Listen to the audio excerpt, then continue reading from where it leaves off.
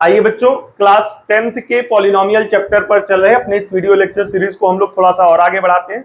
इस video lecture series में class 10th के पॉलिनोमियल टॉपिक पर बेस्ड और इंपॉर्टेंट क्वेश्चन हम कवर करेंगे। ध्यान से देखिएगा, p ऑफ x दिया गया √3x² प्लस का 10x और प्लस का 8√3। क्या दिया गया बेटा? 8√3। ठीक है, अब यहां पर ध्यान से देखिएगा, f ऑफ x बराबर √3x² प्लस का 10x प्लस का 8√3। सो बच्चे यहाँ पर सबसे ज्यादा प्रॉब्लम बच्चों को यही होता है कि यहाँ पर रूट देख करके घबरा जाते हैं। ठीक है, आराम से सॉल्व करेंगे, रूल्स को फॉलो करेंगे, कॉन्सेप्ट को फॉलो करेंगे, आपका आंसर आएगा। परेशान मत होइए, ठीक है, आराम से ध्यान से सीखिए। तो यहाँ पर सबसे पहले फॉर जीरोस फाइंड करने के लिए फॉर जीरोस गिवन पॉलिनोमियल यानी f ऑफ x को क्या करेंगे? 0 के बराबर करेंगे, यानी √3x² प्लस का 10x प्लस का 8√3 इज इक्वल टू क्या हो जाएगा? 0। ठीक है, अब यहां पर करना क्या है? x² का कोफिशिएंट कितना है? √3 और यहाँ कांस्टेंट कितना है? 8√3। x² का कोफिशिएंट √3 और कांस्टेंट कितना है? 8√3। तो दोनों को आपस में मल्टीप्लाई कराएंगे, √3 क्या हो जाएगा? 3 इंटू 8 और 8 3 जा 24। तो ये आ गया आपका 24। ठीक है, अब आपको पता होना चाहिए मल्टीप्लाई कराने के बाद इसके क्या करते थे? Prime factor. तो 2 से डिवाइड किया, क्या आ गया? 12। 2 से डिवाइड कराया तो क्या आया? 6। 2 से डिवाइड कराया तो क्या आया? क्या आया आपका? 3 और 3 से डिवाइड कराया तो क्या आ गया? 6। ठीक है, ये आ गए इसके प्राइम फैक्टर्स। ठीक है, अब इन फैक्टर्स को कुछ इस तरीके से अरेंज करना है कि इनका सम कितना है? x का कोफिशिएंट। चलिए आइए अरेंज करने की कोशिश करते हैं। तो साफ साफ दिख रहा है, 2 2 जा कितना हो गया? 4 और 3 2 जा कितना हो गया? 6। तो 6 और 4 कितना हो जाएगा? 10। तो इस तरीके से हम लोग फैक्टर्स को किस तरीके से अरेंज करना है ये सीखते हैं। ठीक है, यहां पर क्या करेंगे बेटा? एक एक स्टेप मैं आपको समझाऊंगा, ध्यान से देखिएगा। √3x², 10x को क्या लिख सकते हैं? 4x plus 6x plus 8√3 is equal to क्या बेटा? 0। ये एडजस्ट हो गया। ठीक है, आइए इस पार्ट को इरेज कर देते हैं, इसकी कोई नीड नहीं है। आप चाहे तो एक स्क्रीनशॉट अभी ले लें। ठीक है, वापस आते हैं। अब यहां पर ध्यान से देखिएगा, इन दोनों में क्या कॉमन है बताइए? इन दोनों में कॉमन है केवल और केवल x। ठीक है, तो x² में x चला गया तो एक x यहां बचेगा, √3 है ही है, तो फाइनली हो जाएगा √3x। अब यहां से क्या चला गया? x चला गया तो बचेगा क्या? प्लस का 4। ठीक है, ध्यान से देखिएगा, अब यहां पर और यहां पर क्या कॉमन है? साफ साफ दिख रहा है, ध्यान से देखिएगा बेटा। आपको समझाने के लिए इस 6 को आप ब्रेक कैसे कर सकते हैं? 2 इंटू 3, 2 इंटू 3। ठीक है, और यहां पर ये ऑलरेडी क्या लिखा हुआ है? 8√3। अब यहां पर √3 है, ये 3 बनता किससे ये बताइए? √3 इंटू √3, और ये ऑलरेडी 8√3 है। ये स्टेप्स आपको समझाने के लिए बता रहे हैं। ठीक है, क्योंकि डायरेक्ट कॉमन ले करके लिख देंगे हम तो आपको समझ में नहीं आएगा कि कैसे वो कॉमन आ गया। कुछ बच्चों को तो आ ही जाएगा, बट कुछ बच्चे होंगे जिनका बेसिक थोड़ा सा वीक होगा तो उनको नहीं समझ में आएगा। तो आप लोग यहाँ पर ध्यान से देखिए, क्या करना है आपने? इस 6 को क्या लिख सकते हो? 2 इंटू 3 लिख सकते हो ना, और इस 3 को √3 इंटू √3 लिख सकते हो। ये 8√3 एज इट इज रहा। तो ठीक है, अब यहाँ पर 2 और यहाँ पर 8 में से 2 तो कॉमन दिख ही रहा होगा आपको, और √3 भी कॉमन आ रहा है। बच्चे 2 कॉमन तो ले लेते हैं बट √3 कॉमन नहीं ले पाते हैं, जो उनके आंसर को गलत कर देता है। तो अब देखिए यहाँ पर √3 बना लिया कि नहीं बना लिया, और √3 यहाँ पर तो ऑलरेडी था तो वो भी कॉमन आ जाएगा। तो प्लस का 2√3 हमने क्या कर लिया? कॉमन। तो जैसे ही आप क्या करेंगे? 2 और √3 कॉमन लेंगे तो क्या बचेगा? √3 और साथ में क्या हो जाएगा? x। √3 साथ में x, बिकॉज ये सारे जो नंबर थे ये बने किसके थे? ये किसके सिंप्लीफाइड फॉर्म है? 6 के। तो 6 में से क्या चला गया? 2 और √3, तो एक √3 ये बचा और साथ ही साथ क्या बचेगा? x। तो वो भी x, वो x बच गया। अब यहां से क्या कॉमन गया? 8 में से 2 चला गया कॉमन, तो बचेगा क्या? 4।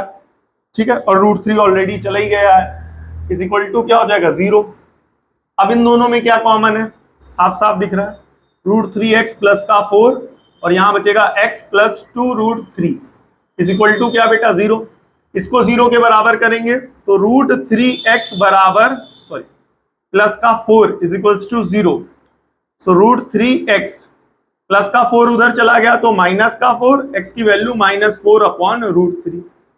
यहां पर इसको 0 के बराबर करेंगे, x + 2√3 बराबर क्या हो जाएगा 0, तो x की वैल्यू हो जाएगी -2√3। तो ये हो जाएगा बेटा आपका अल्फा। क्या हो जाएगा बेटा? अल्फा। और ये हो जाएगा आपका बीटा -2√3। ठीक है, तो ये हो गया अल्फा और ये हो गया बीटा। ठीक है, अब इसको हम लोग अलग भी लिख लेते हैं। अल्फा हमारा कितना आया बताइए? -4√3 और बीटा कितना आया है? -2√3।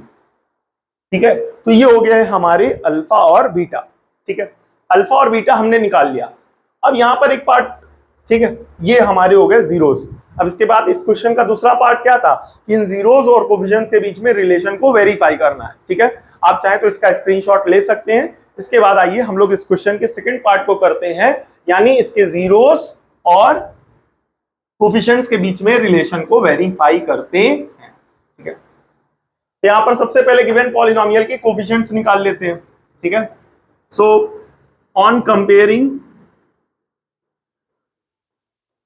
With standard form, standard form से जैसे ही आप कंपेयर करोगे तो x² का कोफिशिएंट यानी a कितना आ जाएगा? √3। x का कोफिशिएंट कितना आ जाएगा? 10। और x का कोफिशिएंट यानी b, और जो बच गया यानी कांस्टेंट टर्म क्या आ जाएगा? c, 8√3। आइए रिलेशन को वेरीफाई करते हैं। पहला रिलेशन क्या है? पहला रिलेशन है sum of zeros. Sum of zeros का मतलब इसका फॉर्मूला होता है -b/a, और सम ऑफ जीरोस का मतलब अल्फा प्लस बीटा, -b/, में क्या आ जाएगा? a। ठीक है, अल्फा कितना है? अल्फा ये रहा आपका अल्फा। ठीक है, -4/√3। ठीक है, ये 3 है बेटा। बीटा कितना है? -2√3 = माइनस। बी कितना है? बी कितना है? 10/, में a कितना है? √3। ठीक है, अब यहां पर प्लस माइनस क्या हो जाएगा? माइनस, तो फाइनली कितना बनेगा? -4/√3 -2√3 -10/√3। ठीक है, जिसके अपॉन में कुछ नहीं, उसके अपॉन में 1। √3 और 1 का एलसीएम क्या आ जाएगा? √3। तो √3 को √3 से डिवाइड किया 1, 4 1 जा 4। √3 को 1 से डिवाइड कराया क्या आया? √3, √3 3 2 जा क्या हो जाएगा? 6 -10/में √3। 6 और 4 कितना हो जाएगा? 10, लेकिन कैसा? -में √3 और -10/में √3। तो यहां से आप देख रहे हैं LHS किसके बराबर आ रहा है? RHS के, यानी ये वाला रिलेशन, यानी सम ऑफ जीरोस का जो हमारा रिलेशन है वो रिलेशन हमारा क्या हो गया? वेरीफाई हो गया। अब आइए दूसरे रिलेशन को भी वेरीफाई करते हैं। दूसरा रिलेशन क्या है हमारा? इसका आप स्क्रीनशॉट ले लीजिए चाहे तो। ठीक है, आइए दूसरे रिलेशन को वेरीफाई करते हैं। दूसरा रिलेशन क्या है हमारा? Product of zeros. क्या बेटा? Product of zeros. आइए यहां पर c कितना था वापस लिख देते हैं, 8√3। दूसरा रिलेशन वेरीफाई करते हैं, product of zeros. Product of zeros, product of zeros क्या होंगे?